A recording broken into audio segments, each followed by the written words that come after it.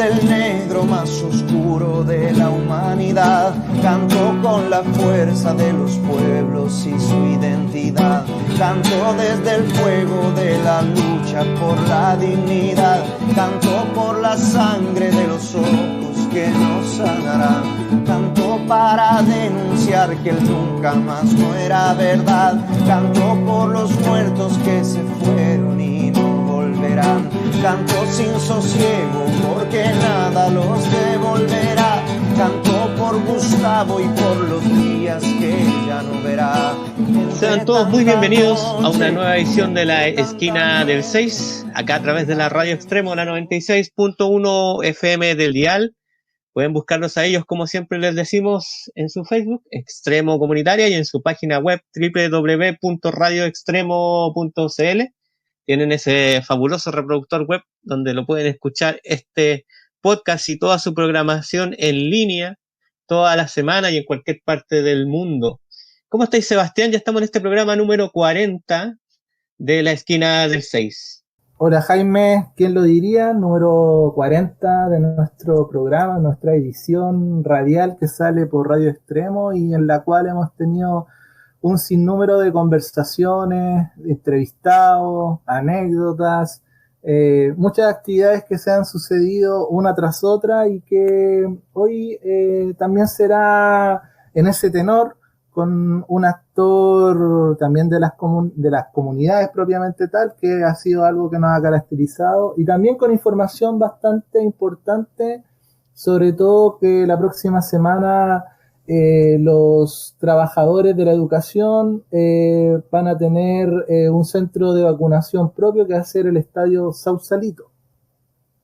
Oye, sí, pues peguémosle una revisada corta a los datos de la semana, como siempre lo hacemos antes de partir cualquier podcast. Hoy esta semana, como tú bien lo decías, hubo harto revuelo con el tema de los vacunagate a nivel latinoamericano, o vacunación VIP. Ahí tuvimos un tema en Perú, bien bullado, ¿cierto? Con Martín Vizcarra, ex presidente peruano, que vacunó a muchos de los suyos. También en Argentina vimos hace poco que despidieron al ministro de Salud por lo mismo, por una especie de vacunación VIP.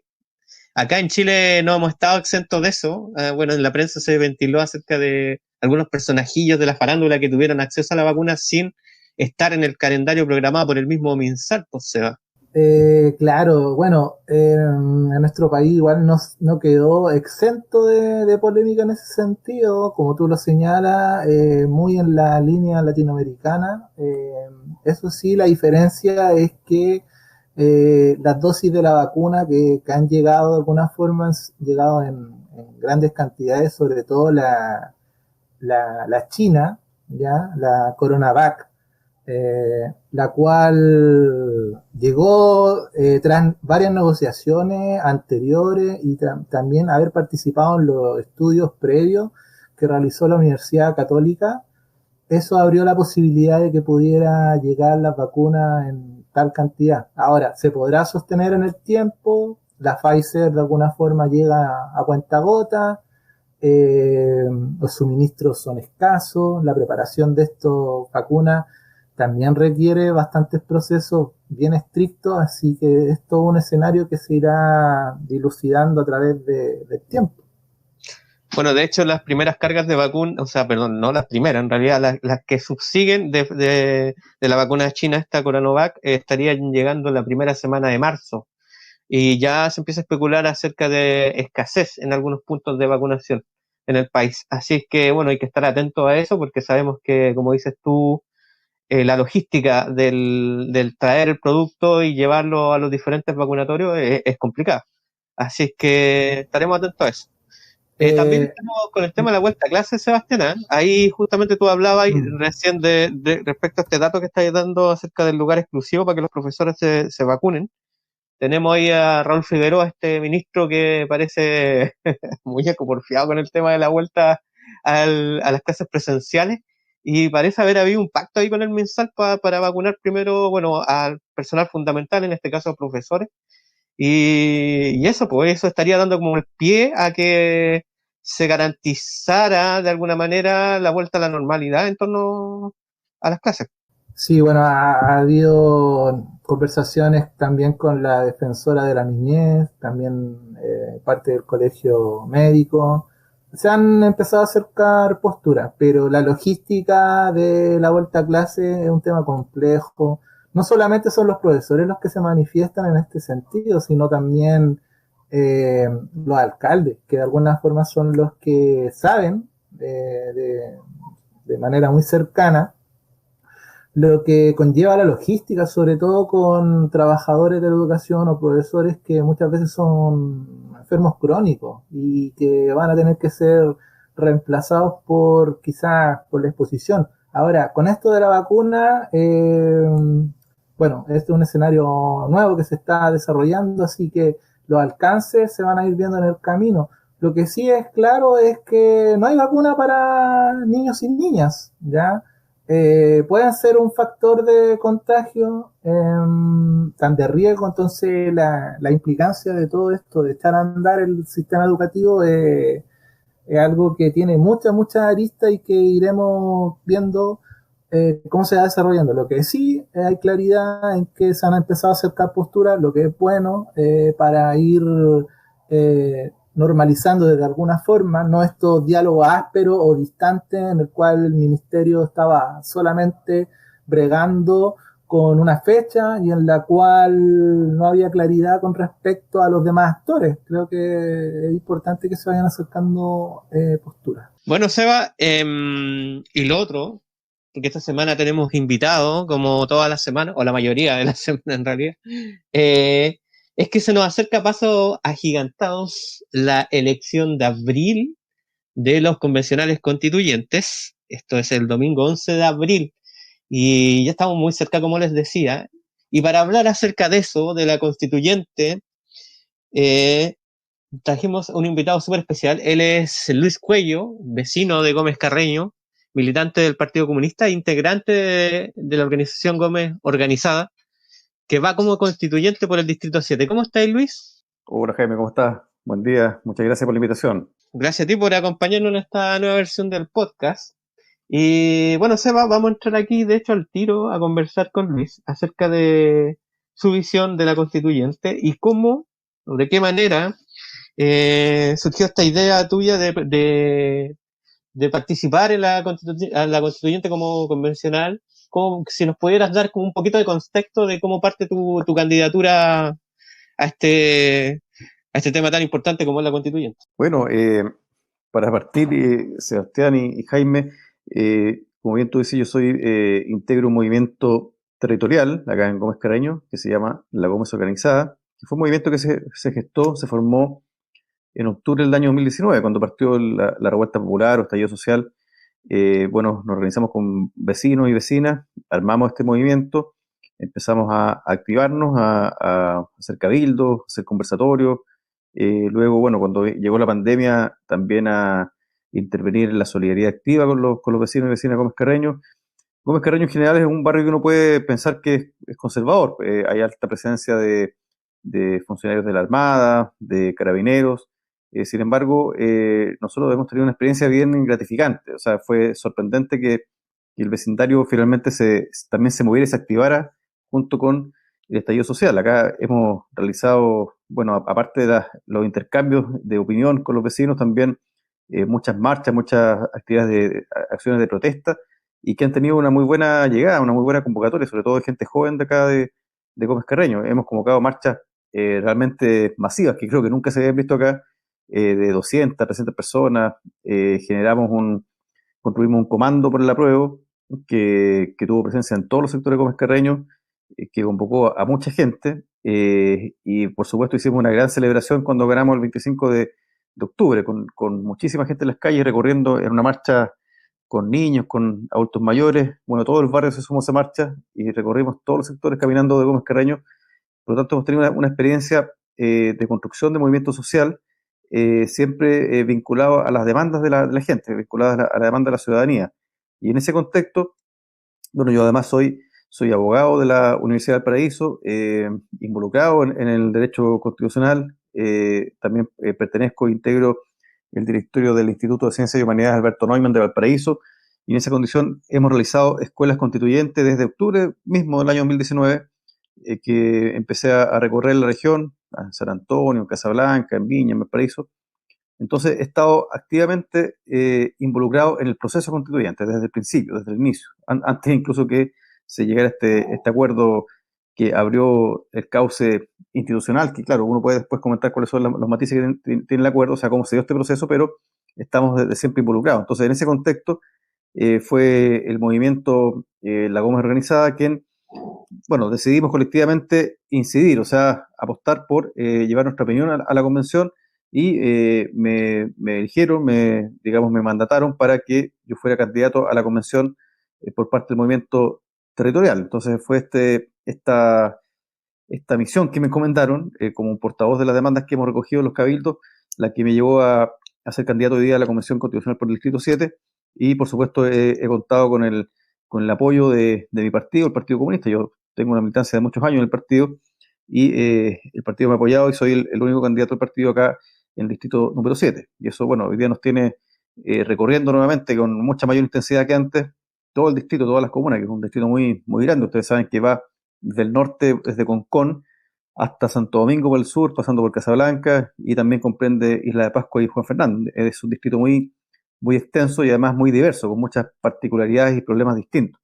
Entonces estamos hoy día en ese trance muy, muy entusiasmado y con mucha energía, compartiendo, conversando con mucha gente, con organizaciones, compartiendo cuáles son nuestras principales propuestas y demandas para la nueva Constitución. Luis, tú comentas el acuerdo por la paz y la nueva constitución. En ese sentido, ¿cómo fue recepcionado este acuerdo por la paz por parte de la comunidad de Gómez Carreño? Y de ahí, ¿cómo se fue dando este giro, de alguna forma, táctico, estratégico, para subirse de alguna forma o participar de lleno en este proceso constituyente en el cual había que juntar firmas? Bueno, en tu caso como militante quizá no lo haya sido, pero para otros vecinos sí fue causa el hecho de juntar firmas y todo esto. ¿Cómo se dio esa discusión en la base? ¿Cómo fue recepcionada y cómo fueron los giros que se fueron dando? O sea, yo creo que no hay un giro, sino que creo que nosotros hemos evaluado, y creo que todo el movimiento social lo ha hecho, también los partidos políticos de izquierda, que ciertamente el plebiscito de octubre del año pasado fue una oportunidad. Este proceso es una gran oportunidad histórica. Ahora, el acuerdo y los contenidos del acuerdo del 15 de noviembre del año 2019 ciertamente no involucran a todo el mundo, porque ahí participaron algunos partidos, no todos los partidos políticos, excluyó el movimiento social de ese acuerdo y se incluyeron elementos que de alguna manera ponen obstáculos a que las demandas de la gente, de la ciudadanía, se expresen en la nueva Constitución. Ahora, tampoco es la profecía autocumplida. Yo creo que pese a esos obstáculos, hoy día tenemos una gran legitimidad en la base social, además tenemos una gran capacidad de organización y movilización, y eso es lo que nos va a permitir finalmente que esta nueva Constitución se escriba y que escriba estas demandas, que satisfaga estas expectativas que tienen que ver justamente con el bienestar material de la gente. El estallido social se generó a partir de eso, de un malestar por un abuso, por el escenario de abusos que lleva más de 30 años, desde el 80, este modelo económico que lo que hace es dar privilegios a unos pocos y negar derechos al resto. Hay una minoría que se ha apropiado de todo, que se ha apropiado de la riqueza nacional, se ha apropiado no solamente del cobre, del litio, sino que también se ha apropiado del mar, se ha apropiado incluso del agua. Entonces, creo que eso es lo que debe reflejarse, ese debate profundo debe reflejarse en la nueva Constitución, es decir, un nuevo Estado que desmonte el modelo económico neoliberal, que dé paso a un nuevo modelo de desarrollo, que abre un rumbo para justamente mejorar la vida de la gente. Entonces, lo que creo que todo el mundo quiere, lo que todos queremos es que tener una Constitución que nos cambie la vida. Creo que esa debe ser el objetivo estratégico que nos debo plantear. Ahora tú me preguntas por la cuestión de las firmas. Mira, nosotros, como yo hablo en este caso como militante del Partido Comunista, recogimos para reficharnos 50.000 firmas en la calle. Yo mismo participé del refichaje acá en Viña del Mar y créeme que ese es un trabajo muy arduo. Entonces, por lo tanto, me parece que sin duda que es un proceso necesario. Tiene que haber una validación para efecto de poder postular a una cuestión tan importante como la Convención Constitucional. Y afortunadamente también el mundo independiente ha podido participar, se redujo el número de firmas, y por lo tanto eso facilitó las cosas. Hoy día hay muchos independientes también con legítimo derecho postulando a la Convención y planteando sus propias propuestas e ideas. Entonces me parece que de ese punto de vista es un proceso bastante abierto, pese a las restricciones, pese al quórum de 2/3, que yo creo que eso va a ser un tema a discutir. Nosotros, si somos electos de la Convención, lo primero que vamos a plantear es democratizar el proceso constituyente, lo que significa tener un quórum democrático de mayoría absoluta, y en segundo lugar, también que se obligue a los convencionales a rendir cuentas ante la ciudadanía, que eso creo que eso es fundamental, rendir cuentas, es decir, estar vinculado, que el proceso sea participativo. No sé, esto no es una elección más, esta es una elección en que no es una elección en que se delega una función, sino que debe ser una elección en que hay una participación continua, permanente y muy celosa de la ciudadanía respecto de lo que están haciendo los convencionales, y nosotros queremos dar esa garantía de que vamos a estar siempre vinculados al territorio, y por algo también tenemos este anclaje, o sea, esta candidatura tiene un anclaje, el movimiento social y territorial, que no vamos a abandonar de ninguna forma, nos mantiene unidos y atados a ese movimiento y ese espíritu del 18 de octubre, que animó y que abrió este cauce, esta ventana histórica. Bueno, ahí estamos con Luis Cuello, desde Gómez Carreño, él es abogado, y estamos hablando acerca de la constituyente que se viene y sus posturas como candidato a la misma. Vamos a irnos ahora a una pausa musical y a la vuelta seguimos conversando.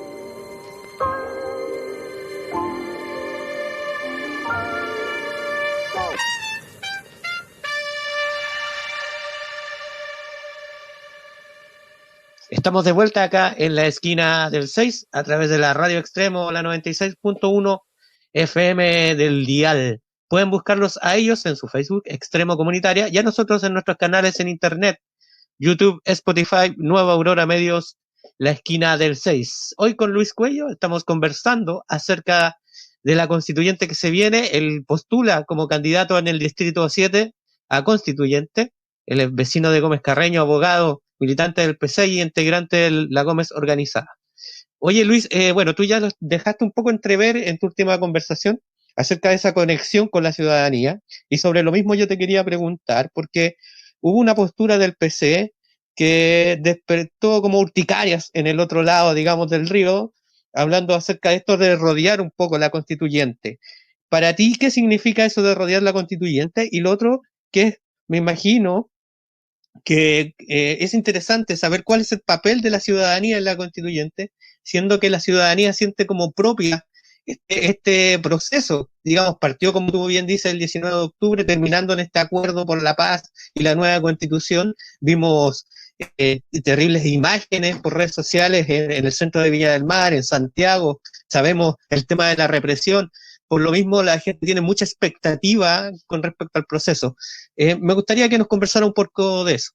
Mira, a mí la idea de rodear la convención me hace mucho sentido. Me hace mucho sentido por la característica histórica del proceso. O sea, esto, como sabemos y como conversamos hace un rato, se abrió este paso, este camino, gracias a que la gente se indignó, salió a la calle, se movilizó, se organizó y que aprendió. Creo que hay un aprendizaje del pueblo, de la ciudadanía, en el sentido que las cosas se consiguen, los derechos se conquistan con esa forma, es decir, a través de una gran organización, de una gran articulación, con fuerza social, con fuerza política. Creo que esa es la forma de lograr los objetivos de la gente, de conquistar derechos. Creo que ya tenemos aprendizaje. Entonces, por la misma razón, hoy día tenemos que caminar en este proceso, seguir caminando, porque estamos avanzando. Bueno, primero, ojalá que el 11 de abril la mayor cantidad de gente posible vote para elegir la nueva convención, y que ojalá que en esta convención obtengamos una mayoría, las fuerzas progresistas y las fuerzas transformadoras, porque también hay que acá ser sincero y transparentar las cosas. Hay fuerzas de oposición que se dicen de oposición a este gobierno, que sin embargo en el Parlamento a veces votan con el gobierno, apoyan sus iniciativas fundamentales, y que en realidad lo que pretenden no es más que maquillar un poco este modelo económico, pero no tocarle sus aspectos fundamentales.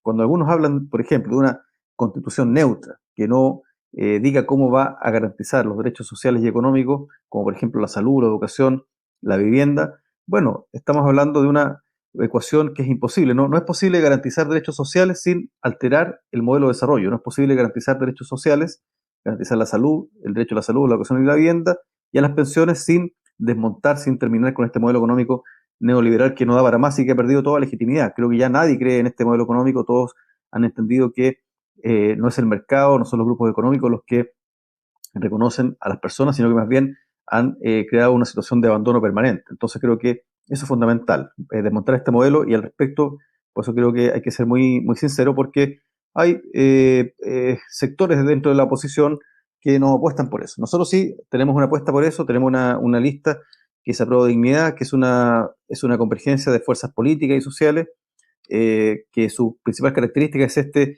afán, este impulso transformador. Entonces eso por una parte. Pero lo demás, lo segundo es que además de que debemos participar electoralmente, votar masivamente en esta elección y obtener mayoría, bueno, hay que acompañar el proceso. Por eso que nosotros hablamos de rodear el proceso, cuestión que ha generado polémica porque hay sectores de la elite que le tienen mucho miedo a la gente.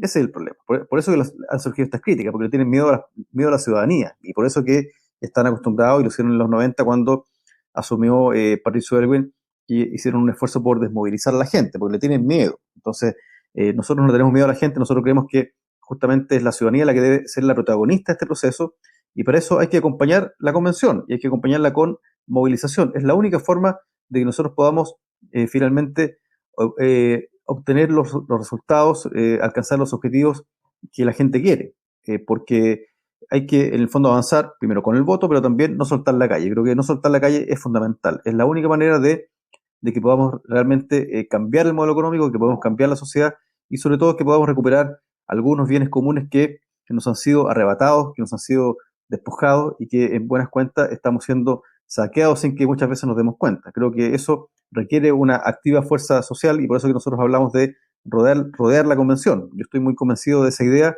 y creo que el movimiento social en su conjunto también la está asumiendo. Creo que hay además una expectativa de protagonismo popular en este proceso que no tiene que ser abandonado de ningún modo. Luis, con respecto a ya entrar un poco de lleno a lo que es el programa o el contenido que se está proponiendo desde el mundo social, hemos visto que se ha caracterizado por el tema de los derechos. Y por otra parte, el mundo gremial, el mundo del gran empresariado, ya se ha lanzado con algunos temas, sobre todo lo que tiene que ver con la propiedad privada, y una serie de elementos que analizándolo así desde la distancia un poco, vemos cómo van instalando ciertos temas o grandes temas, ¿ya? Mediáticamente. Pero por otra parte, el mundo social todavía sigue con el tema de los derechos sociales y no avanzando en los grandes temas. ¿Cómo lo ves tú? ¿Cómo ves esta situación a nivel base? ¿Cómo podemos de alguna forma avanzar de alguna forma en grandes temas nacionales para no quedar de alguna forma desfasados en las discusiones que ya se están adelantando por otra parte? Porque hay grandes foros que maneja este mundo y en la cual vemos muchas veces que las particularidades del mundo social de base más que nada tiene que ver con una reivindicación exclusivamente del mundo de los derechos sociales. Es que creo que hay que hacer o tener una visión global del problema y cuál es de dónde apuntamos, porque si uno puede dividir o clasificar, ciertamente que hay una dimensión política del debate constitucional, y esa dimensión política tiene que ver con cuál va a ser la forma de democracia. Y esto se conecta mucho con las propuestas que nosotros estamos levantando, porque creo que nosotros debemos apuntar a construir una democracia que sea participativa, que supere esta democracia, que esta democracia tiene muchos rasgos todavía de democracia protegida, una democracia donde no solamente hay un parlamento bicameral que obstaculiza, que no procesa adecuadamente las demandas sociales, porque lo hace todo más lento, que sobrerepresenta también en algunas ocasiones a los sectores conservadores, como el caso del Senado, y además que mantiene herramientas antidemocráticas como el Tribunal Constitucional o como la supramayoría en el Congreso para aprobar ciertos proyectos de ley o cierta reforma de la Constitución. Entonces, hay que, digamos, acabar con esa forma de democracia protegida que desconfía de la ciudadanía y transitar a una democracia de carácter participativa. ¿Qué significa esto? Una democracia donde no baste con votar cada 4 años, sino que una democracia en que la gente pueda participar a través de instrumentos como la iniciativa popular de ley, que es algo que está en el derecho comparado, que permite que si juntamos un número de firmas, 20.000, 30.000 firmas, bueno, eso obligue al Parlamento, al futuro Parlamento unicameral, que nosotros esperamos contar, unicameral y paritario, a debatir un proyecto de ley que ha surgido desde la base social. Herramientas como el plebiscito revocatorio, que permita un control vertical, un control social desde la gente hacia la autoridad electa, para si un gobernador o un representante popular no cumple con lo comprometido, bueno, se haga esta suerte de juicio político, que es el juicio más democrático, que es la elección, el voto soberano. Esa es una herramienta. Y por supuesto también con otro tipo de formas democráticas participativas o directas, como los presupuestos participativos, donde haya efectiva incidencia de la comunidad. Entonces creo que ese es un aspecto. Pero el segundo aspecto que tú refieres como la discusión de los derechos sociales, me parece que no va separado del régimen democrático, porque finalmente hay que entender que la desigualdad social que hoy día vivimos en Chile, mira, piensa tú que el año 2017 el 1%, el 1% el 1% más rico de la población controló el 26,5% de la riqueza. Estamos hablando de una desigualdad ciertamente escandalosa. Entonces, esa desigualdad es producto justamente de la falta de democracia.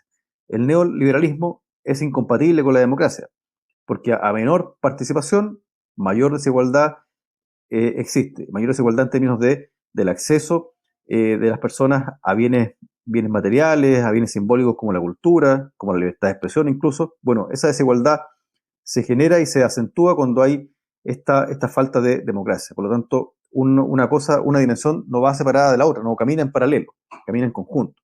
Entonces, tenemos que apostar una democracia que sea más protagónica, más directa, más participativa, justamente para poder garantizar derechos sociales y para que exista un proceso de democratización de la riqueza. Creo que a eso debemos apuntar, a que la riqueza que existe en este estado, en Chile, se democratice, que permita un nivel de vida, un bienestar material mínimo a cada persona y que le otorgue también certidumbre. Creo que ese es el gran objetivo de los derechos sociales. Toda esta discusión sobre derechos sociales tiene que ver con eso, con la certidumbre. Todos queremos tener certeza de que si perdemos el trabajo vamos a tener acceso a un seguro social que nos permita vivir dignamente, certeza de que si nos enfermamos vamos a poder acudir a un médico de forma oportuna, no 5 años después, vamos a poder operarnos o vamos a poder acceder a medicamentos a un precio justo y razonable. Es decir, que tenemos que impedir que se lucre con estas necesidades de la gente, como hoy día se lucra no solamente con la salud y la educación, sino que también con el agua y con las pensiones. Creo que esa es la lógica que debe imperar y por lo tanto, a mayor, si queremos más derechos sociales, si queremos garantizar estos derechos que todos dicen que están de acuerdo, pero la verdad es que no dicen cómo van a implementarlos, no dicen cómo el Estado va a proveer estos derechos sociales, bueno, lo que hay que hacer es tener más democracia. Por lo tanto, creo que eso es una cuestión fundamental. Ambas cosas caminan en conjunto siempre. Luis tenía otra pregunta, pero me quedó flotando en el aire un concepto del que tú hablaste acerca del Tribunal Constitucional. Lo diste como un ejemplo de algo antidemocrático. Hay dos cosas que me causan ruido. El tema de los 2/3 para aprobar, ¿cierto?, cualquier postura en la constituyente. Y este tema que tú dejaste como ahí rebotando, que para ti debiera existir el Tribunal Constitucional o definitivamente no debiera existir, pensando también en los últimos sucesos respecto a las diferentes acusaciones constitucionales que ha habido, tanto como para destituir o acusar a diputados, senadores, incluso había una postura para acusar constitucionalmente al presidente de la República que no fructificó en el Senado. Y el tema de los 2/3. ¿Podría hablarme un poquito acerca de eso o aclararme?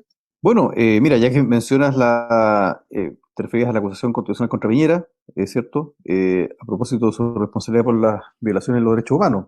A mí me correspondió, tuve el honor de haber encabezado el equipo jurídico que redactó la acusación contra Piñera por la responsabilidad en todos los atropellos contra los derechos humanos que distintos organismos internacionales han acreditado. 5 informes internacionales han acreditado que ocurrieron en Chile desde el estallido social hasta ahora. Sin embargo, claro, justamente fue parte de la oposición la que impidió que esa acusación tuviera llegar al Senado y que se perdió la etapa de la Cámara de Diputados, pero por un estrecho margen. Pero claro, fue parte de la oposición que hay que, bueno, transparentar quiénes fueron, digamos, porque ciertamente que se perdió una oportunidad histórica de ser efectiva una responsabilidad política por algo tan grave como lo que ha ocurrido en Chile hasta ahora.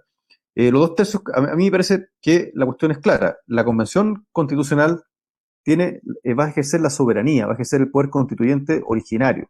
Por lo tanto, no debe estar atada, no debe estar maniatada por este acuerdo que es antidemocrático porque otorga un poder de veto a una minoría, que va a tratar de impedir, por ejemplo, que el derecho humano al agua se consolide en la nueva Constitución, que va a tratar de impedir que recuperemos el cobre, que recuperemos el litio. Por lo tanto, eso hay que discutirlo y para mí la Convención, en tanto soberana, debe decidir cuál es su quórum de funcionamiento y su quórum de aprobación de las normas.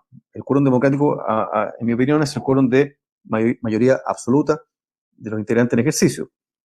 Creo, respecto del Tribunal Constitucional, que no debería existir en la futura Constitución. Debe haber un control de constitucionalidad ex post, posterior, a través de, puede ser la misma Corte Suprema, como se hacía antes, o eventualmente otro órgano, pero el Tribunal Constitucional creo que no debe existir, ni tampoco debe existir un control preventivo de las leyes, porque finalmente eso ha sido una herramienta para proteger grandes intereses económicos. Pensemos, un solo ejemplo, pensemos en el CERNAC, que es algo que a la gente le llega mucho más directamente. Hubo un proyecto en el gobierno de Bachelet que fortalecía el Servicio Nacional del Consumidor, que le otorgaba facultades fiscalizadoras, sancionatorias, reglamentarias. Sin embargo, todo eso chocó con el Tribunal Constitucional porque hizo primar los intereses de la Cámara de Comercio. Impidió, y hoy día el CERNAC es una herramienta que no tiene dientes, que realmente no resuelve ningún problema, que a lo más hace una mediación entre la empresa y la persona que ha sufrido el abuso de sus derechos del consumidor. Entonces ahí tenemos un ejemplo muy claro de cómo este tribunal ha servido para proteger estos intereses de los grandes grupos económicos. Por lo tanto, el juicio no debería existir porque se va a ver también como un resabio dictatorial, un resabio de este viejo régimen que hoy día está agotándose, que está desapareciendo. Pensemos que el Tribunal Constitucional hoy día está presidido por, ni más ni menos que por una ex asesora de Piñera, que recientemente ha tenido la audacia de declarar inconstitucional una reforma a la Constitución, cuestión inédita, que realmente es una aberración jurídica. Ha hecho un control de fondo respecto a lo que contenía una reforma a la Constitución a propósito del retiro del 10% de las AFP. Por lo tanto, creo que mi postura en este sentido es muy clara. No debe haber un tribunal constitucional en la futura constitución.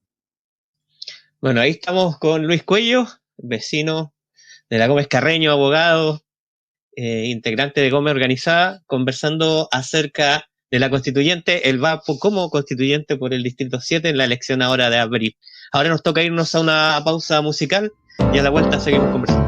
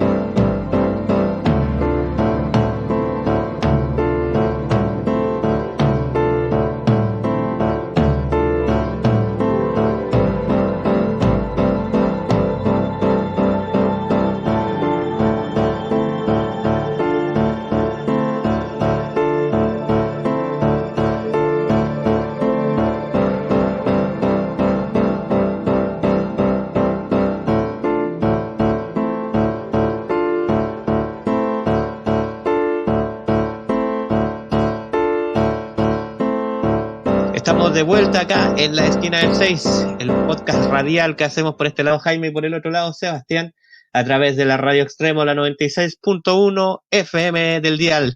Síganos a nosotros en nuestros canales en YouTube y Spotify, Nueva Aurora Medios, la esquina del 6, que por ahí por los días lunes estamos subiendo este programa, y saben ustedes que lo transmite la radio, lo pasa el día domingo, eso de las 12 de la tarde. Seba, tú tenías algunas preguntitas para Luis.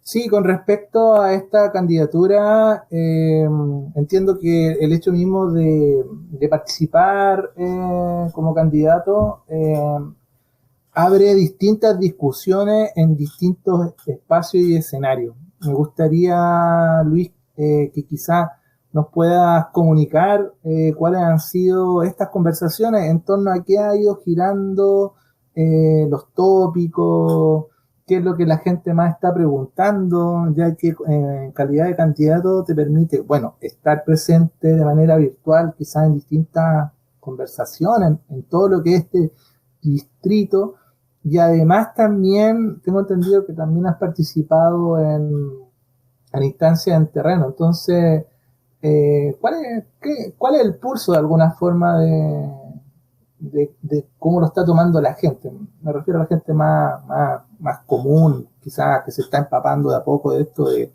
participar políticamente activamente. Entonces, ¿cuál es más o menos por dónde va estos diálogos y por dónde va esta conversación, este proceso constituyente? ¿Cómo lo ves tú? Mira, Sebastián, esta ha sido una campaña muy, muy intensa, y es una campaña en terreno. Yo estoy permanentemente desplegado. Ayer estuve todo el día en San Antonio, en el Litoral Central, en la feria, haciendo puerta a puerta, y hemos estado en eso todos los días con nuestros equipos, conversando con la gente. Y creo que lo que más se repite, creo que primero que hay una muy buena disposición de la gente a conversar. En todas partes hemos sido bien recibidos, hemos conversado largamente con los vecinos, con las vecinas, y creo que a mi juicio la gran mayoría advierte que esta oportunidad no se puede perder, esta oportunidad histórica no se puede perder, que hay que ir a votar. Creo que eso es lo que yo recojo como primera sensación. Lo segundo es que hay una claridad absoluta de que esta oportunidad histórica tiene que ver con cambiar un estado de cosas que impactan la vida cotidiana. Yo creo que hay una conciencia de la necesidad de participar ahora, porque esto puede dar el paso a un cambio en la forma de vida de la gente, y sobre todo un cambio respecto de poder superar el estado de desigualdad en que estamos hoy día situados. Creo que esa es una cuestión que se repite, y por supuesto y en ese sentido, mucha gente plantea, por ejemplo, la necesidad de terminar con las AFP, cuestión que nosotros recogemos en nuestro programa para la nueva Constitución, tener un sistema de pensiones públicas y sobre todo tener derechos garantizados, tener derecho a la salud, tener derecho a la educación y tener derecho, que es lo que nosotros hemos planteado como un eje de nuestro programa, reconocer el derecho a la vivienda digna. Nosotros hemos planteado como uno de los ejes, hay muchas propuestas, pero si pudiéramos resumir, hay 3 grandes ejes en nuestra propuesta constitucional. Primero es el reconocer el derecho a la vivienda. ¿Por qué lo hemos planteado como una cosa muy importante?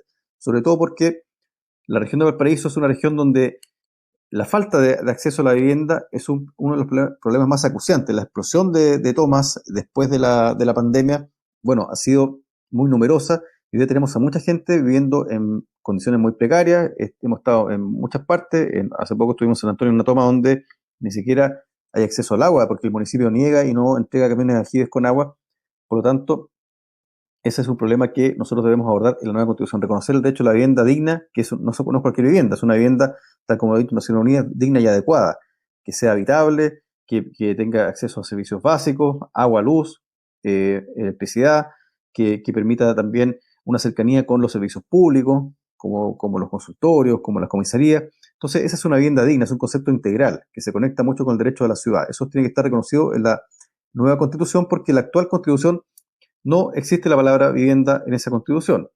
Y en segundo lugar, que para poder garantizar la vivienda digna, como también garantizar el derecho a la salud, a la educación y a las pensiones, bueno, eso hay que financiarlo. Y al respecto hemos planteado 2 cuestiones principales. Primero, un sistema tributario justo, donde los que tienen más paguen más y contribuyan al desarrollo del bienestar de la población, con impuestos progresivos, con impuestos al patrimonio, como lo ha hecho el propio incluso Fondo Monetario Internacional, que nadie podría acusar de izquierdista, ha planteado que hoy día es necesario establecer impuestos al patrimonio, como el impuesto a los superricos que este gobierno se niega a debatir. Y en segundo lugar, una gran línea que nosotros hemos levantado es que es esta la oportunidad histórica para recuperar los bienes comunes. Y aquí nos referimos en concreto a que la nueva Constitución renacionalice el cobre y el litio para Chile, que recuperemos el cobre y el litio para Chile. Creo que eso es muy necesario. Eso permitiría no solamente financiar, invertir socialmente, es decir, invertir en hospitales, invertir en educación, sino que también permitiría construir un nuevo tipo de economía que esté basada en el conocimiento, que esté basada en la tecnología, porque no es aceptable que a esta altura estemos exportando litio como salmuera y no nos propongamos, por ejemplo, fabricar baterías, incluso llegar a fabricar autos eléctricos. O sea, hay que apostar por el desarrollo para Chile. Entonces, eso implica recuperar el litio y el cobre para Chile. Y finalmente, lo que ya hemos conversado al principio de este programa de la esquina del 6, es que proponemos un régimen democrático participativo. Participativo, un régimen democrático tal vez semiparlamentario o semipresidencial, con parlamento unicameral y paritario. Creo que eso es muy importante para poder concretar estos 2 primeros elementos, que es el reconocimiento de derechos sociales como la vivienda digna y también apostar por la recuperación de los recursos naturales como el cobre y como el litio. Creo que eso, y el agua, por cierto. Yo hace poco firmé un acuerdo ante notario junto con Rodrigo Mundaca, que es candidato a gobernador. En ese acuerdo yo me comprometo, me obligo a proponer en la nueva Constitución reconocer el derecho humano al agua y, por supuesto, terminar con el régimen de propiedad privada sobre las aguas. Este debe ser un bien de todos, un bien común. Y eso exige terminar con ese régimen de propiedad privada y volver a cero, redistribuir los permisos de agua y priorizando ciertamente el consumo humano y el saneamiento, la agricultura, la pequeña agricultura campesina, y también recuperar la gestión pública de las empresas sanitarias, porque el proceso de privatización que emprendió la concertación de las empresas sanitarias ciertamente ha traído un aumento en las tarifas y un pésimo servicio, y creo que no es aceptable hoy día que una cuestión tan estratégica como el agua potable esté entregada a empresas que ciertamente lo que buscan es aumentar su ganancia al menor costo posible. Entonces, esos son los grandes ejes que nosotros hemos estado planteando, y creo que la gente lo ha recibido bien. Creo que esta es la propuesta del sentido común, y por lo tanto eso nos tiene muy optimistas en el sentido que podemos alcanzar que nuestra lista, Pro Dignidad, va a obtener la primera mayoría como lista, y además que nosotros como candidatura también vamos a alcanzar la Convención Constitucional. Nos tiene muy optimista este intercambio con la gente y sobre todo el gran despliegue que estamos haciendo en la región. Luis, con respecto a lo que tú señalas de la democratización de este proceso y de esta sociedad también que está tan restringida en cuanto a sus voluntades políticas por una sobrerepresentación muchas veces del sector más conservador y de derecha. Pero hay un momento súper importante dentro del tema constitucional, que es la conformación del estatuto, y en base a eso también hay diferentes propuestas con respecto a cómo se relacionan las vinculaciones con las comunidades o la participación ciudadana dentro del mismo proceso, y además cómo se va a ir dando la discusión, cuántas comisiones se vayan a conformar y si de alguna forma van a ser conversaciones públicas y no cerradas.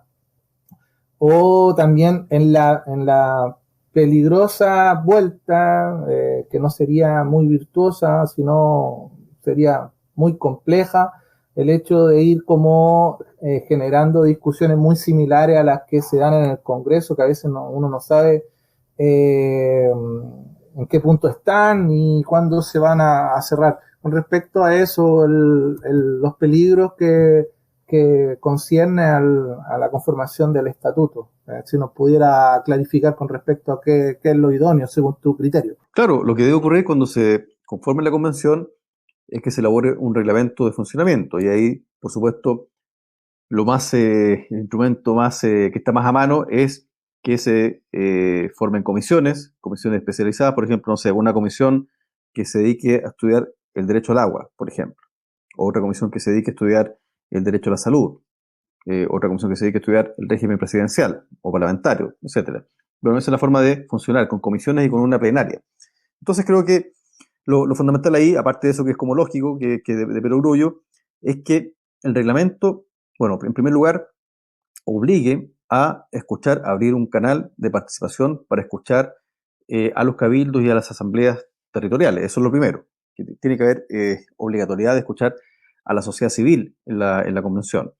Y en segundo lugar, que se establezca también en este reglamento la obligación de rendir cuentas de los convencionales. Bueno, yo por lo menos, si soy electo, que espero ser electo, bueno, yo voy a rendir cuentas, aunque no esté en el reglamento, pero creo que lo ideal es que esto sea un deber para todos, un deber que cada convencional tenga que rendir cuenta en su respectivo distrito de lo que está haciendo, cómo está cumpliendo realmente con el mandato popular, porque lo importante acá es que todos nos comprometamos con un programa, es decir, con una propuesta concreta, y no dejemos todo al azar, porque yo también he escuchado a mucha gente que dice, en realidad nosotros vamos a hacer lo que la gente quiere, pero no proponen nada, entonces no fijan posición. Yo creo que no, lo transparente, lo serio es fijar posiciones, y nosotros hemos fijado una posición clara respecto de temas que son estratégicos, que son claves para el futuro de Chile. Entonces creo que ese compromiso, esa toma de posición también hay que reflejarla concretamente en nuestra conducta a la convención. Y para hacer eso hay que ser transparente, hay que exigir transparencia, y en segundo lugar hay que rendir cuentas. Rendir cuentas significa y estar en la comunidad y explicar cómo van las votaciones, qué artículo propusimos, es decir, informar de forma completa y continua a la comunidad qué es lo que estamos haciendo. Entonces, eso, a mi juicio, son los dos componentes esenciales del reglamento. Tiene que haber un principio de transparencia, creo que eso nadie lo puede negar. No puede haber ninguna votación secreta, ninguna sesión secreta como algunos propusieron. Recordemos que el año pasado creo que fue el presidente de la Democracia Cristiana con otras personas que propusieron votaciones secretas. Me parece que eso sería inaceptable. Creo que nadie va a aguantar una cosa como esa, y por supuesto que todos los actos de la Convención deben ser públicos y transparentes. Y ojalá acá también, y lo lanzo como propuesta, en la televisión pública, la televisión nacional, que hasta ahora ha cumplido un pobre papel en su aporte al proceso político y al proceso social, bueno, que la Televisión Nacional de Chile cumpla y aporte algo transmitiendo en directo las sesiones de la convención, para que todo el mundo esté enterado, todas las personas puedan informarse de qué se está debatiendo y qué propone cada uno. Bueno, Luis, en realidad se me quedaron varias preguntas en el tintero, pero una de ellas, y lo digo porque ya estamos en el final del programa, una de ellas era que nos comentaran un poco, ya como últimas palabras, tu visión desde como viñamarino, como vecino de Gómez Carreño.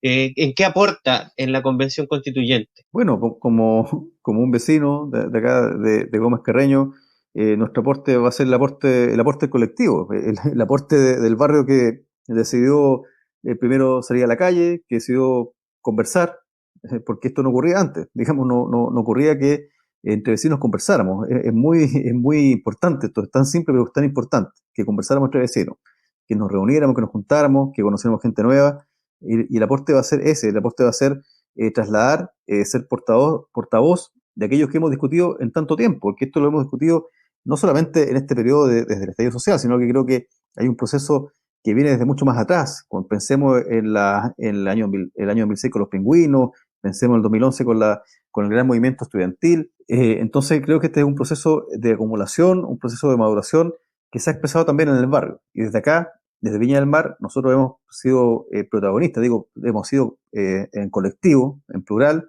protagonistas de este proceso, y hemos estado en todo, hemos estado en las protestas, en los cacerolazos, hemos estado en las marchas, y por supuesto también hemos estado haciendo labor de educación e intercambio, pero sobre todo intercambio y de recoger propuestas, de recoger cuáles son las principales necesidades, porque todo esto se resume en buenas cuentas a poder expresar lo que la gente desea, lo que la gente necesita en la nueva Constitución. Esto no puede ser una discusión teórica, una discusión académica, como algunos pretenden, no, esto tiene que ser una discusión aterrizada en la realidad vecinal, en la realidad barrial. Entonces, eso es lo que debe, por eso que hoy día hablamos de un protagonismo de la ciudadanía en la democracia. Tiene que expresarse ese protagonismo tanto en el proceso, en la discusión, como también en el resultado.